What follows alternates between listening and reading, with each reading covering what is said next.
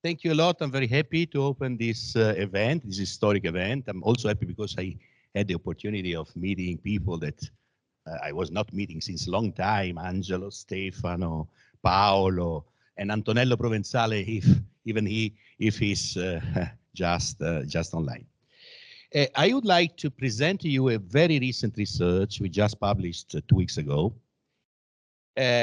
which actually is more a curiosity. That is, we try to understand some deep question related to the fact that social networks have a peculiarity, which means they are organized, they are structured, networked structure organized in a very compact way. As we will see, they have the property that the diameter of the network, that is the maximal distance between two nodes of the network, is not scaling with the network size, is independent on the network size, is a sort of fixed value, the 6 degrees of separation. And actually what happened to us is that while we were investigating this property, we really understand why 6 and not 7 and not 5 and not 8, really 6. So let me start with a little bit of a story behind this. So the 6 degrees of separation is science or a myth. And it starts with, as everybody knows, with a novel. So in 1929, there's a novel by Frigyes Karinthy. He's an Hungarian writer.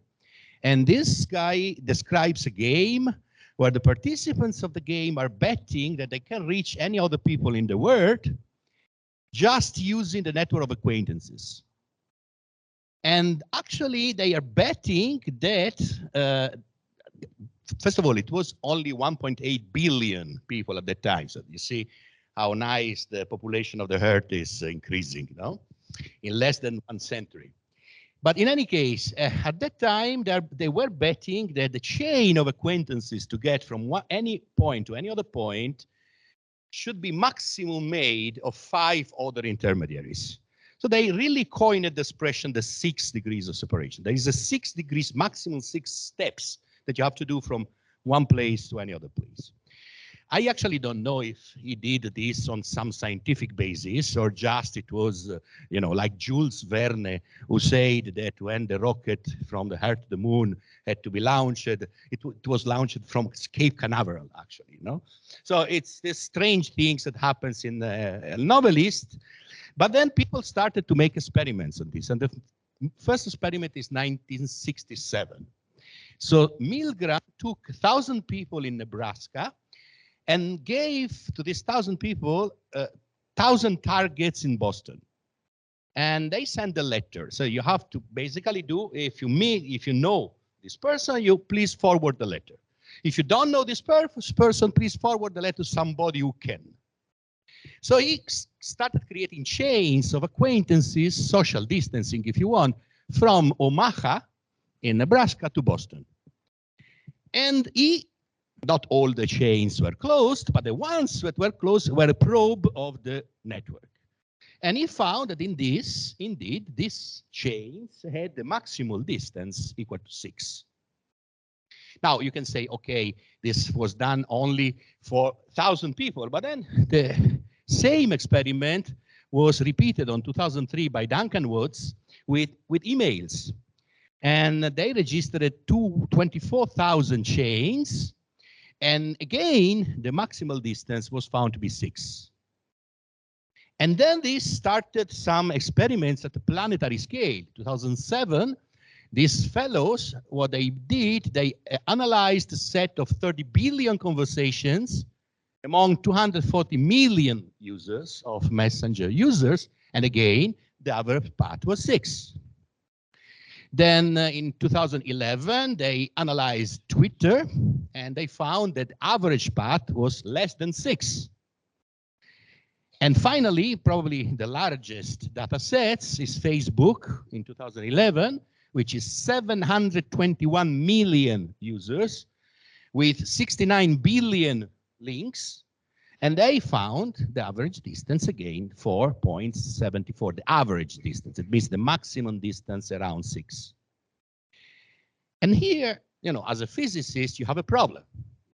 Because if you construct a network, and the network is regular, you know that the distance between maximal distance between two nodes, scales linearly with the sides. So from the 1,000 people to the 721 million users of Facebook, you should see a tremendous difference in the distance, and you don't see. But also, if you imagine to be in a small world network, that is in a random network, on a scale-free networks, these complex networks that are so popular in the last 20 years, you know that the distance scales logarithmically with the sides. And again, from 1,000 to 721 millions, even if it is logarithmic, you should see a difference because you have 5, 6 order of magnitude, and you don't see the difference. So the issue is how it's possible to construct a network which is super compact, super small world, that is ultra small world, that is such that the distance, the maximal distance, is independent on the side. And you can duplicate the network, you have the same distance property. So this was the starting problem we tried to found. And here I'm repeating what I was saying, that you have the diameter of a network in regular lattice, it scales linearly, in small world network scales logarithmically, in scale-free network scales log-log, but I mean, you have a scaling. And here, we don't want to have a scaling. Second point, we want to give this solution to this problem in the realm of social networks. Social networks have a peculiarity, and it means they're done by individuals. And one can imagine this individual to be rational people. This is not the case, we know, because humans are not rational at all. But in general, you can imagine that the way they are forming connection is somehow dictated by some reasoning, some rational reasoning that they're doing in trying to form connections. So we want to show, and we will show, that when you imagine that a network is formed by means of an evolution, which is basically decided by a game, so people are playing a game to decide whether or not to form connections, and if this game is, so to say, ruled by a compensation rule, whereby people ask themselves, it is convenient for me to make these connections or not? That is, each connection implies a cost, each connection implies a benefit, and now compare the benefit and the cost, and I want to understand if doing this move will bring me more benefit and cost or not. So this is a very simple rule, okay? So if there is a rule such that, we can show that we have a Nash equilibrium, so that is the evolution of the network gets to a Nash equilibrium, to a final equilibrium state, which has a diameter which does not depend on the system size, and it is equal to 6. So we have the solution of the problem, okay? This way, we show that any network where nodes are striving to increase centrality, we will see that in our case, the benefit function is centrality. By forming connection, if and only if the cost is smaller than the payoff, tends to evolve into such a structure, ultra complex structure, irrespective of the initial structure. Okay? So what we do, I repeat, we play this game. So we imagine that the elements of the network are individuals. And at each time of the game, this lady has to decide whether I stay with my friends that I have now, or whether to move to another neighborhood. You see, the northern neighborhood can be, the overlapping can be something. So here you have the blue man is stay. So I don't, so the new is I cancel some friendship and I make new ones, okay? And the game is very simple. I ask myself, how much should it cost me connecting with the new friends? How much benefit would I get? And if the benefit is smaller than the cost, I stay with the old friends. I don't make the move. If the benefit is larger than the cost, I make the move. I change neighborhood. Okay? So the agents decide whether to do. They do independently on the others. So each one has a reference state, which is the previous state of the network, and they're doing on the opposite. So at the end, what you have to do is to define a benefit function and a cost function. Okay? So let's start with defining the cost function. So the cost function, I repeat, we want to make a very rough model. I received thousands of emails on this paper. People say, yeah, but in real world network, you have this cost, this. Yes, I know, but let's make the zero model, like the pendulum or the zero model is you imagine that the cost is, you have a unitary cost per connection, okay? So having a connection has a cost. And this cost is a positive, of course, number, which can either be constant, that is something that you have to pay for each connection that you have, or you can imagine it may depend on the size of the system.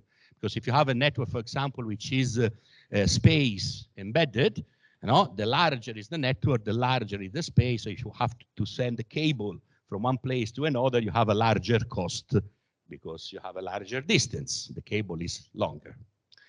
So the cost is somehow constant or size dependent, but is a unitary cost per connection. So there is not heterogeneity, not some connection are costing more than others, and so on.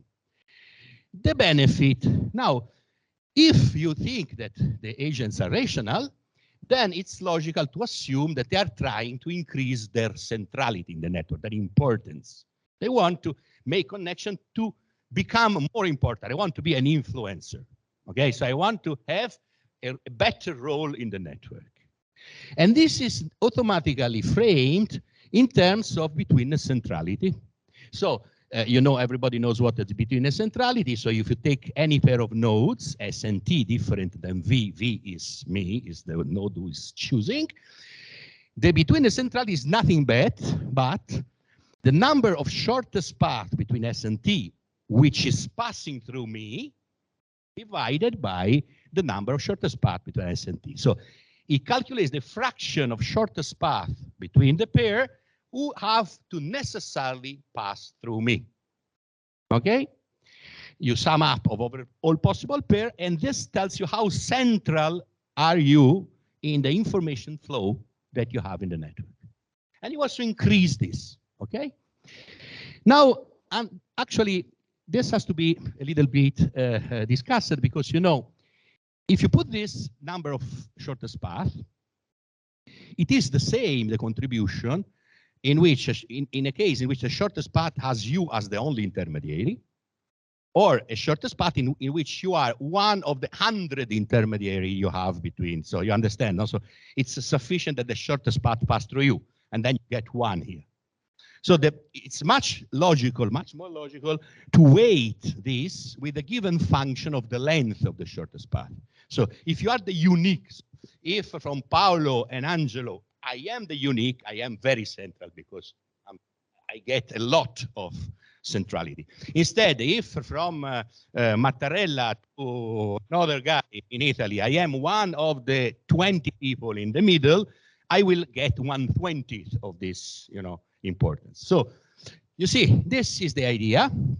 Basically, one can think to this weighted between the centrality, the fact that each pair of nodes creates some utility, which is then distributed equally among all the shortest path from S to T, and each node in this shortest path obtain a fraction equally to F LST divided by ST, sigma T, okay? So we will use this, and this is a generic, I repeat, this is a generic function. The only thing we impose that this function is strictly decreasing, because we want that if the shortest path is short, you get more utility. If it is long, you get less utility. Okay, this is the only condition. The function f must be strictly decreasing function of the argument. Okay, with these rules, simple rules, you play the game. You play the game, and when the game converges to the Nash equilibrium, so to the final configuration where no node can make moves, because no moves implies more benefit and costs, then you can prove that in a rigorous way, that is, all the theorems are included in the paper, that the obtained structure is endowed with the 6 degrees of separation. Precisely, what you prove is that at the Nash equilibrium, the network must contain at least one node, having very large degree, so it means at least one hub. And this node has a property to be the center of the network. That is, the maximal distance of this node with respect to any other node of the network is 3. Therefore, you get 6, because if you take any pair of nodes, the maximal distance is 3 steps to get to this node, plus 3 steps to get to the other. So why there is a 6? Because 6 is 3 times 2, okay, in a sense. Okay, so let me explain the concept, because the theorem are very, very important. So, you know, in traditional graph theory, you define a one-independent set, which is sometimes called also internally stable set or anti-clique, as the set of vertices such that any pair of them isn't connected by graph edge. So these nodes are such that there are no edges connecting them. Okay? But then, so this means that the distance between them is larger than 1, strictly larger than 1, at least 2. Okay? What happens when you generalize this definition and designate as L independent set the set of vertices such that the distance between any pair of them is larger than L? Okay? For example, here you see the 2 independent sets of this network are the nodes A, B, C, and D. Because if you take any of them, their pairs, you have distance more than 2. Okay? Then you see that there are other vertices like these blue vertices, which together with A, B, C, and D belongs to the one independent set. So if you belong to the 2 independent set, obviously you also belong to the 1 independent set. But the vice versa is not true. So you can belong to one set and not to the second set. Why it is important to have the 2 independent sets? For this reason. Why this doesn't advance? Stop. What happens here? Can you advance, please? Next slide. Now what happens?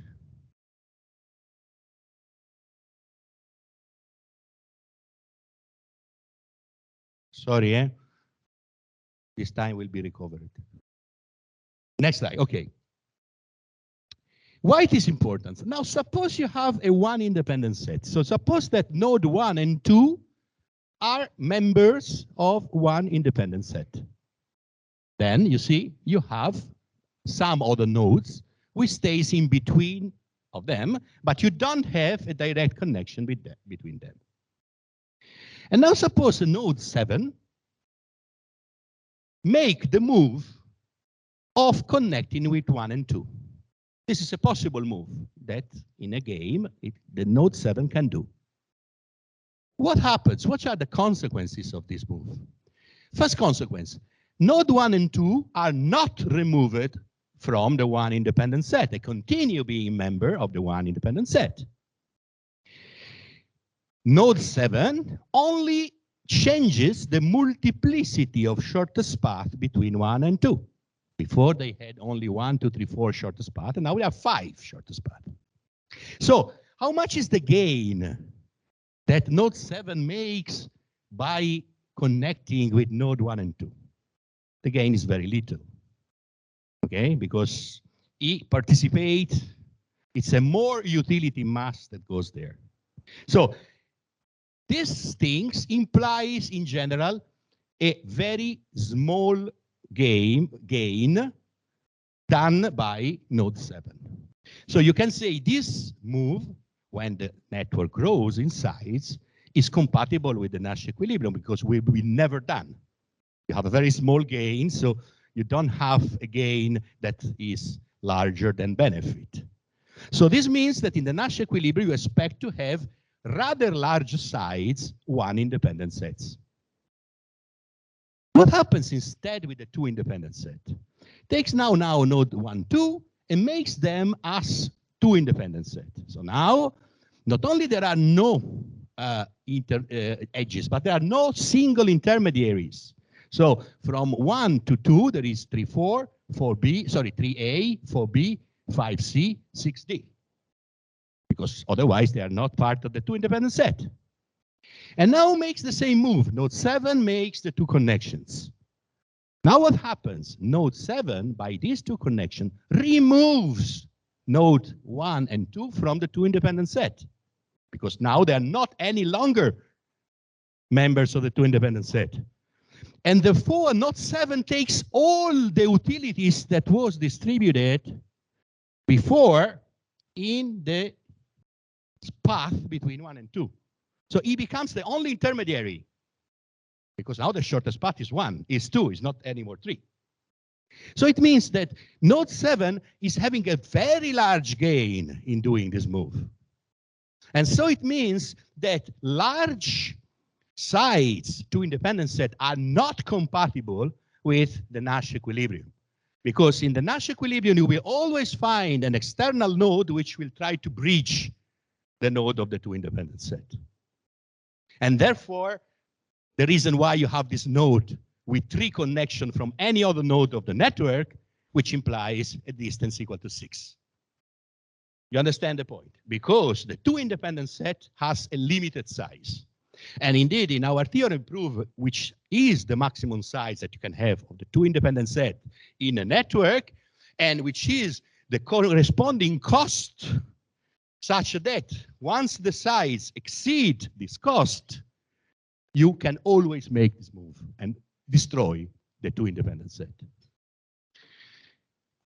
Let me make an example just for you to visualize what I'm saying. And now let me make an example in which I'm not playing the game from any initial condition, because I can play the game from any initial condition, but I'm start to play a game from a pristine network, where, I mean, when the nodes are already connected by means of a graph, where in addition there is already a hub. For example, a scale free, okay? And I play the game with this benefit function, which is nothing but the weighted bitterness centrality, and my function is 1 over the length of the shortest path to alpha. When alpha is positive, this is indeed a decreasing function of L.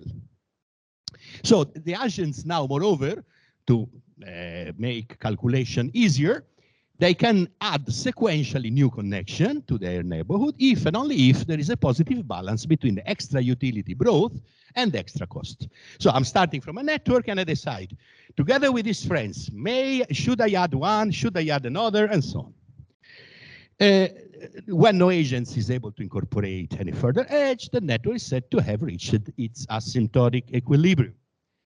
And such a final state, we will see, have this property. In particular, we can prove this theorem in which you see that if there is this inequality where k is the degree of the initial node, the initial hub, alpha is the alpha constant that we use for the, and h is any integer number, is larger than this, you see that this solution always happens, then in the equilibrium state, there is a node V, which is linked to any other node by no more than h link, and the distance is 2h. So for h equal to 3, you again have 6.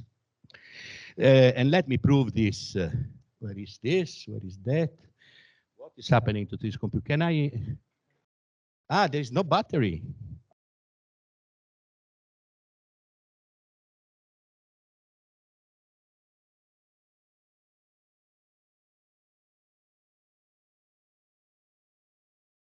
Sorry, I will take again this time. We have only 3 slides more. We have only 3 slides more. But they are the most important ones because you see the 6 degrees, how they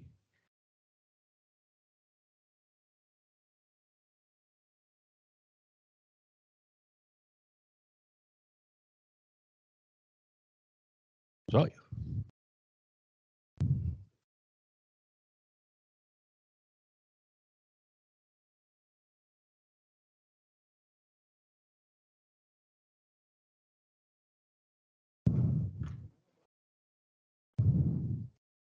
sorry, we have to wait a little bit so we can start chatting about the 6th degree.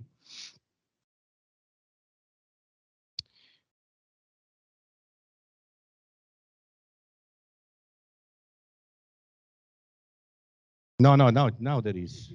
No, there is. But there is no. So while they're solving this problem, so let me explain the next slide. So the next slide is the following. I know from other side that if I take a scale-free network, scale-free, then the maximal degree scales as square root of the size. Now, this is a very famous property of scale-free.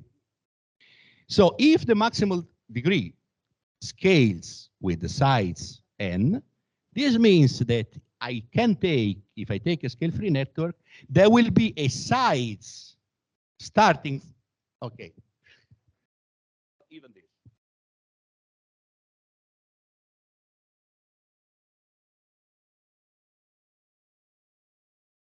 Okay, energetical crisis is important, indeed.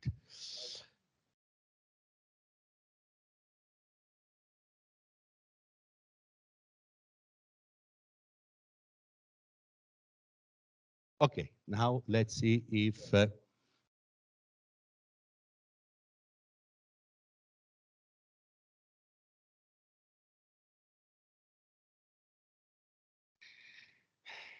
how much time do I have? 5 minutes. Less, but the entire talk was was trying to find 6 degrees of separation from an electric guy.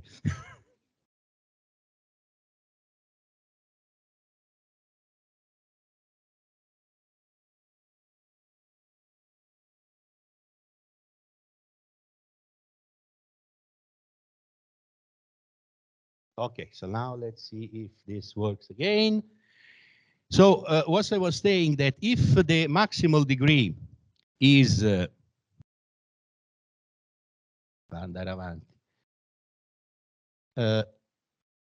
the maximal degree scales like square root of n, you understand this inequality will be always satisfied, because for a given size on, when you fix the cost and you fix h, there will be an n starting from which the inequality is valid. So prediction is that if you have as initial graph, initial condition, a scale-free network, from one size on, your diameter will be bounded by a given value. And so what we did, we took 10,000 initial conditions generated by Barabasi-Albert scaling. For each one of these 10,000, so we take networks of sites from few nodes to 10,000 nodes. For each value of the sites, we take 10,000 realization of the Barabasi-Albert. We obtain the 4 ensembles, and in these ensembles, we calculate the diameter of the initial condition. And obviously, you have the scaling, which is logarithmic. You see, logarithm. So our initial condition are a small word, normal small word, where the diameter scales logarithmically. For each one of these initial conditions, we start the game. And we start adding up to reaching the equilibrium. And we obtain now a new ensemble, which is the equilibrium. And you see from some sides on, the equilibrium state has a diameter which does not depend on the sides and is equal to 6. The famous magic 6 degrees of separation. Well, you can say, okay, but when you are adding nodes, you are increasing the density of the network. Therefore, the distances you decrease. And indeed, what we do is, when we start from the initial condition, we get equilibrium, we took note of how many links were added, were needed to reach the equilibrium. Then we came back to the same initial condition, and we added exactly the same number of links, but this time randomly, that is not checking benefit and cost, just adding. So you obtain a third ensemble, which is this initial condition plus exactly the number of links that you need to reach the Nash equilibrium. And this new ensemble, as you see, of course, has distances which are smaller than the initial condition, but still you have a logarithmic scaling. So it's another small word. So really, the key here is that you are adding these links, not in a random way, but following a compensation rule between cost and benefits. Okay, so discussion. This is a nice stuff. We have shown that for any scale-free networks, you get exactly this. And then the issue is that we pointing out that some evolutionary rules of the kind that traditionally are associated with human cooperation in games is the basis also for the emergence of the 6 degrees of separation. Compensation rules, as we said, is a natural interacting strategy, but you can imagine that similar principles are also happening in the design on man-made technological network, because imagine air or sea transportation networks. Then airports or ports, they want to be in between the main routes of trades and or tourism, because they get tourists, they get benefit from this. And in doing so, therefore, they are keen to incur in the price of building new connections. So this can be taken as a principle to design, airport transportation in a very compact way. So in order not to be a small word, but to be an ultra small word, if you want. This, of course, cannot be used as a principle for biological networks. Why? Biological networks are not rational agents. There is evolution there. So we cannot imagine that the compensation, the benefit is the centrality, because a gene cannot decide I want to be central, or a protein cannot decide I want to be central. But still, you can imagine that similar mechanism, this we are working on, can have a pivotal role with different benefit function. For example, you can imagine that the resilience to random failure is a key of evolution, because you want to have a selection rule in the evolution, or local or global efficiency. So the issue is, can we obtain this ultra small word scalings and properties also in case of biological systems when we adopt different compensation mechanisms? Finally, I want to thank you for your patience. And I just want to make a little bit 1 minute publicity to our journal, which is one of the sponsors of this conference. It's Chaos Solidus and Fractals. It occurs to me to be the editor-in-chief. There are a lot of editors active in networks. There is also Stefano Galattolo, who is one of our section editors. And you have to send your papers. And this is very important, maximum 5 per year per author. So this is we are the unique journal in the world that are applying this policy. And if you want, I can tell you why, because there is, it's really a shame there are people going with curricula with 100 publications per year. So this is really a shame. And there are many, unfortunately.